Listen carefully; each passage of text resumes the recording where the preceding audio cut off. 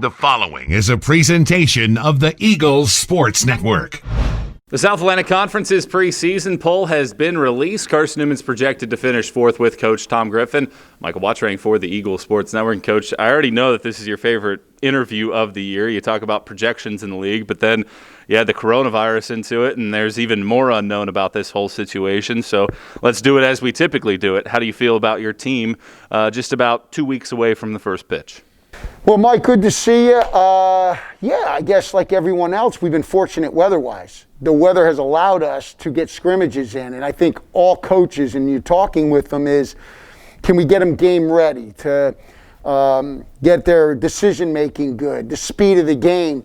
So we haven't really done a lot of, let's say, the team defense and bunt deep pick. We've been like, if we can get out and play and see live pitching, let's try to do that as much as we can. And the weather certainly has cooperated with that. And also the turf infield has helped out tremendously for that. Let's start with the sticks of your group. It feels like you got a fairly deep overall crew. Obviously, the outfield, every single start from a year ago is back, and 2 preseason all-conference picks out there as well, including All-American Tyler Thompson. Left side of your infield is pretty stout. Do have a couple pieces you got to fix behind the plate, and then on the right side of the infield, how do you feel about your lineup at this point? Feel good. I mean, I think we've got some depth. We got some depth. There's still some questions that we still got to fill as far as some of the depth in the infield, in the middle infield, corner positions. We're still looking for a guy or two that we feel can solidify that in case of injuries, in case of COVID. Who's that guy who can step in? So we still got 2 weeks to kind of see how that's going to go. I like our catching depth. I think we've got some quality catchers that all have a different skill set that they bring. Outfield-wise, like you said, we're returning quite a few guys. And that's a good thing going into this. The experience factor, I think, is really important. I don't know about other teams, but I know for us, we were fortunate, like we talked about, all fall to be able to not be shut down. I think that helps as far as the chemistry and guys knowing each other. Although they couldn't do as much off the field together, the guys have said that they feel like chemistry is even better. Maybe because it's forcing them when they're at the field to kind of communicate, know each other a little bit better. I don't know. That's what they're saying. Now, if we lose the first 10 games, they're going to be like, well, the chemistry's never good, right? So the season will dictate how good chemistry is, that's for sure. Of course, you're going to need that chemistry because you're playing at least 32 innings every single weekend in about a 48-hour stretch this season, trying to get everything in throughout the weekends. Let's look at the pitching staff. How do you feel about where you're at in that position right now? Okay.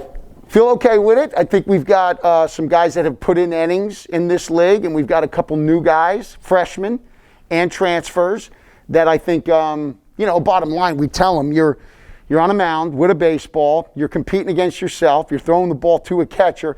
The hitter, whether it's from a high school, JUCO, you can't control that. You control what you can do on the mound. So you try to simplify it that no matter what level they're going to, all they're trying to do is be the best version of themselves, and it's the baseball and the catcher, and you're just delivering pitches right there. So, again, I believe we have some depth. The big question mark is some of the inexperience because they're freshmen or they're transfers.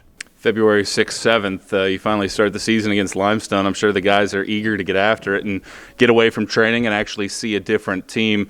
Where's this team's mindset need to go over the next about 12 days or so to get ready for those couple games? I think, again, like we did this weekend, the more we can get some games in, whether it's some sort of a controlled midweek scrimmage or whether it's a weekend where you kind of get used to the long day, because these days are now double headers, back-to-back days. So the mental training, not only the physical, but the mental part. Do you lose focus in Game 4 in the 5th inning? Do you lose focus Saturday, second game? It's maintaining the focus, making sure you're keeping each other accountable, make sure you're keeping each other, into the game, if we want to say that. So I think that's the big part that we want to keep training before we go down to Limestone to play, then Mars Hill, then you got an off weekend. Now we have a couple games sprinkled in that we're hoping to get in there. And a lot of that will depend on, obviously, the protocols with COVID. Coach, appreciate the time. Enjoy the season. Thank you, Michael. Appreciate you. He's Carson-Newman coach Tom Griffin. I'm Michael Watchering for the Eagle Sports Network.